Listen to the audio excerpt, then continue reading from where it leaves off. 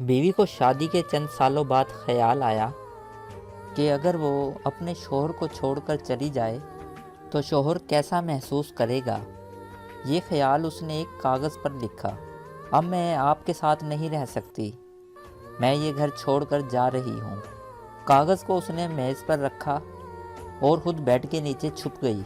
शौहर आया और उसने मेज़ पर रखा हुआ कागज़ पढ़ा और कुछ देर खामोश रहा। कुछ देर खामोशी के बाद उसने कागज़ पर कुछ लिखा। फिर वो खुशी के मारे झूमने लगा, गीत गाने लगा और फिर फ़ोन निकाला, किसी को फ़ोन लगाया और बोला, आज मैं आज़ाद हो गया। मेरी बेवकूफ़ बीवी को समझ आ गई कि वो मेरे लायक नहीं थी, लिहाजा वो घर से हमेशा के लिए चली गई। तुम ऐसा करो, सामने वाले पार्क में आ जाओ, मैं कपड़े बदल कर आता हूँ।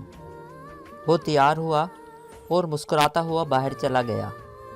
बीवी आंसू भरी आंखों के साथ बेड के नीचे से निकली और कांपते हुए हाथों से वो कागज़ खोला और वो लाइन पढ़ी जो उसके शौहर ने लिखी थी, जिस पर लिखा था, बेड के नीचे से तुम्हारे पाँव दिखाई दे रहे हैं बावली। पार्क के करीब वाली दुकान से ब्रेड लेने जा रहा हूँ, मेरे आने तक अच्छी सी चाय बना लेना।